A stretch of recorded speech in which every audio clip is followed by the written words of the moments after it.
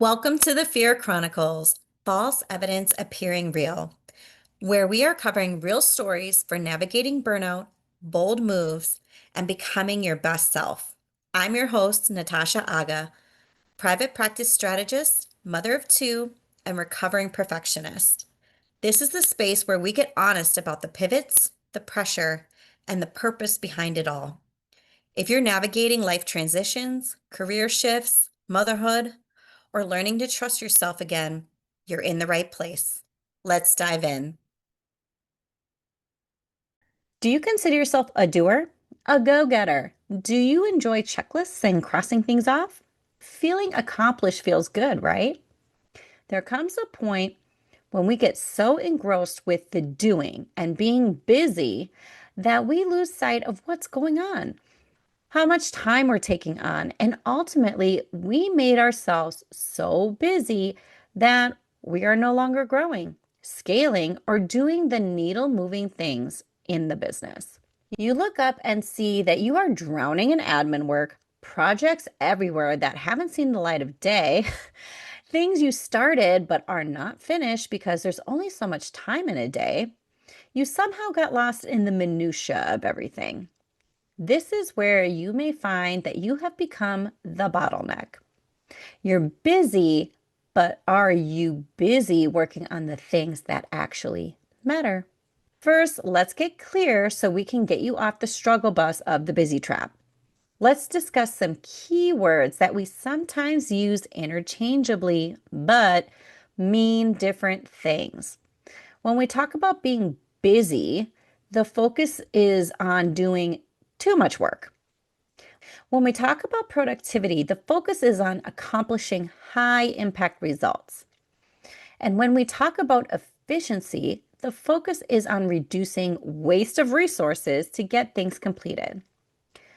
Now, when we talk about bottlenecks, the result is a combination of high efficiency with low productivity tasks.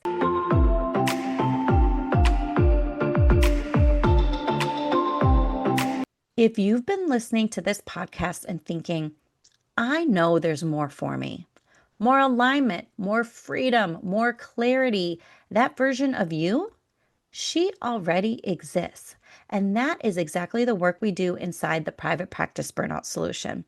This is where we move beyond surface level strategy and into the identity, energy, and systems needed to build a business that actually supports your life. If you're ready to become her now, you'll find more details on my website at natashaagaconsulting.co.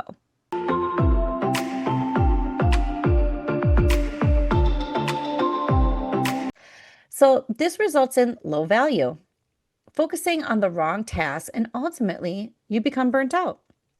What this means is things like micromanaging, adding too many steps to a process, or having too many processes, increasing effort that ultimately hinders the overall output. Being the bottleneck in your business will inevitably spread into your personal life. I'll ask you this. Are you busy or are you productive? Are you surrounded by noise or are you producing value? Are you focused on activities or are you focused on output? Are you being reactive or are you being strategic? Now, I'm going to share some strategies to help you get out of the busy trap for good as soon as possible.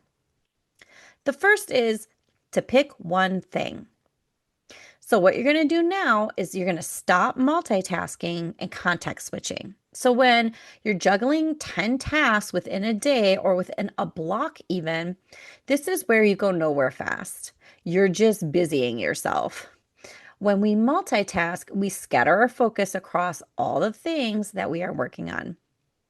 The solution is prioritizing and then picking one thing to focus on at a time. And you will get more done in less time because you don't need 20 plus minutes to refocus your brain on the next thing or the multiple tabs that you are toggling between. Next is you do the hardest thing first. And sometimes that hardest thing is the biggest project. We tend to avoid the hard or the biggest things on our to-do list for many reasons. It could be we think that it's going to be a time suck. Instead of crossing off 10 small things on your list, which feels good in the moment but isn't moving the needle, shift your focus on what is going to move your business forward. What's that one thing? Figure it out and then execute.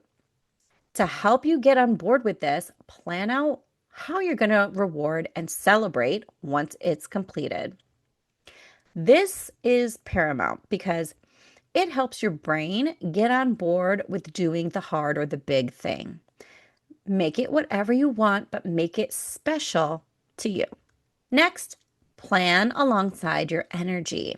I cannot stress this enough, especially when I talk about your calendar. Establishing this is the secret sauce to getting more done in less time. Once you can identify for yourself how your energy ebbs and flows throughout the day, you can plan and schedule according to that based on your blocks in your calendar. Developing deep work blocks for tasks or activities that require a higher cognitive load, sometimes, again, the hard thing, and then shallow work blocks for things that don't require such a demand from you cognitively, like answering emails. But I will preface, when you do answer emails, do that at a dedicated time so you're not reactive or distracted during your focus time. This also is meetings, errands, all these other things that really don't require you to have to think so hard. Next is do what you're avoiding, aka energetic leaks. This is the one that is definitely easier said than done. Usually, what we are avoiding is the very thing that we need to do and the things that will propel us forward, both in life and business. Prioritize what they are and knock them out one by one as soon as you can. By doing so, you can close these energetic leaks and you will be surprised at how much better you feel afterwards. For me, one of the biggest energetic leaks was closing out all of the things with my first business. So many energetic leaks for months between getting rid of physical supplies to officially filing the paperwork to dissolve that business. I only dealt with things on a need to do basis and left the rest. I was avoiding it. And at the time, it didn't feel important, but it was draining my energy because you know what? It was still on my list of things to do, taking up space. And then it was also taking up mental bandwidth in my brain because it was an open loop. Beneath the surface, I didn't want to deal with the finality of that chapter of my life. As I shifted my perspective, I no longer see that now as a failure, but as a launch pad to where I am now. And last is delegate and delete. Reassess what's going on in your business.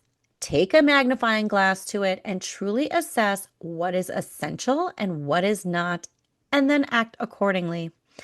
The leaner and more streamlined your business is, the easier it will be to scale and remove yourself from the day-to-day operations. Now, even if you don't want to remove yourself, you want to have a smooth running business that you can have freedom.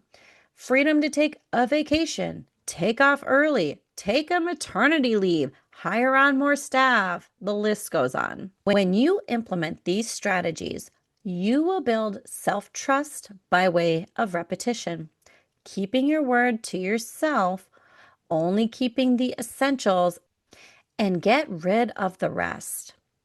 Throw perfectionism out of the window, and there will be no bottleneck, and the results from your actions will speak for itself.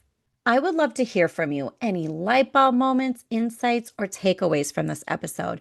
You can share with me on Instagram at Natasha Aga Consulting or comment below. For more strategies, insights, and resources to help you navigate your own journey, join my Fearless Alignment newsletter on my podcast page, natashaagaconsulting.co. I invite you to take my 2-minute Are You the Bottleneck quiz to find out who or what is slowing down your progress. It's fast, fun, and eye opening. And I'll link that in the show notes below. Thanks for joining me on the F.E.A.R Chronicles. If this episode resonated with you, I'd love for you to like, comment, or share with someone who needs it. Want more support? Check out the links below for free resources, workshops, and how to work with me. Remember, bold moves start with small shifts. You've got this, and I've got you.